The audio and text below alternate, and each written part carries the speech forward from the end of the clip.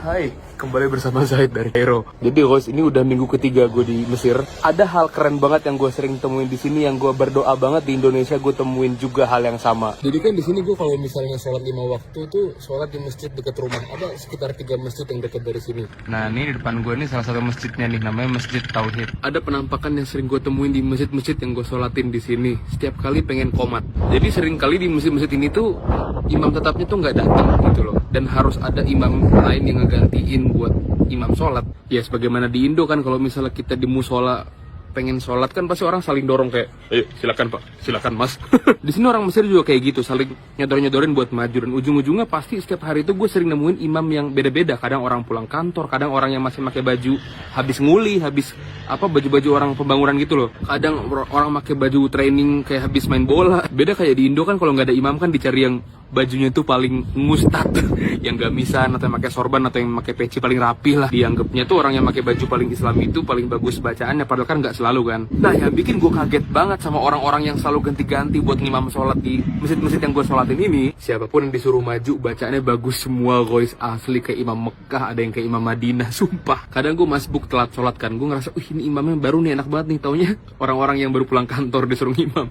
Ini kan bukan imam tetapnya lah, kok ini mas-mas siapa lagi nih pakai baju bola gitu. Enak semua. Kalau di Indo kan paham lah kita, kalau misalnya lagi di jalan tol terus mampir ke masjid rest area gitu, kita sholat kan paham lah bacaan orang-orang imam dadakan yang tiba-tiba ngimam itu, ya paham lah gimana. Di sini semua bacaan imam dadakan di sini tuh makhrajnya, tajwidnya, wah perfect tuh, masya Allah. Itulah satu hal yang paling gue cintain dari Mesir tuh, ya orang-orang sini tuh jadiin Quran kalamullah itu prioritas mereka. Kita muslim ya, kita harus cinta sama Quran, kita harus pelajarin bener-bener maksimal gimana Allah itu menurunkan Quran itu dengan tajwidnya. Bukan berarti kita mentang-mentang kita itu lidahnya lidah Jawa, lidah Sunda, berarti kita harus seenaknya aja baca Quran. Karena orang kita kan sering kalau misalnya diingetin bacanya ada yang salah, kan gue bukan orang Arab gitu kan. Ya ngapain ingetin gue, kan lidah gue memang kayak gini, gue bukan orang Arab. Pernah dulu gue nunggu maghrib di Madinah di Masjid Nabawi, terus gue ngaji, tiba-tiba sebelah gue ada orang Mesir yang ngingetin bacaan gue ada yang salah. Itulah orang Mesir saling peduli untuk mengingatkan kalau ada yang salah bacaannya. Gue berharap Indonesia kedepannya juga banyak yang kayak gitu sih. Para sahabat Nabi Ridwanullah alaihim juga zaman dulu saling mengingatkan bacaan mereka kalau ada yang salah. Pernah suatu hari sahabat Nabi SAW Ibnu Mas'ud itu dengar orang lain sebelahnya ngaji salah. Dia ngebaca ayat innamas shadaqatu lil fuqara wal masakin. Dia bacanya innamas shadaqatul fuqara wal masakin, nggak panjang.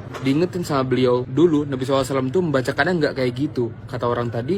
Lalu bagaimana Nabi SAW membacanya dulu? Dijelasin dulu dibacanya panjang, kayak gini, kayak gini, kayak gini. Ya kayak yang disampaikan Imam Ibnu Jazari, wal akhdhu bitajwidi hatmun lazimu, dan baca Quran dengan tajwid itu hukumnya wajib. Malam yujawidil Qur'ana athimu, barang siapa yang belum mentajwidkan Al-Quran atau enggan maka dia berdosa. Li'annahu bihil ilahu anzala, karena dengan tajwidlah Allah turunkan Al-Quran. Jadi Quran itu bukan cuma perkataan Arab aja yang turun berantakan gitu, enggak. Turun itu udah rapi bersamaan panjang pendeknya, makhrajnya gimana juga. Quran turun lewat Jibril kepada Nabi SAW itu udah sepaket sama tajwidnya. Wa hakadza minhu ilaina wasala, dan dengan tajwidlah Quran sampai kepada kita. Enggak pernah ada kata terlambat buat mulai belajar baca Al-Quran yang fasih.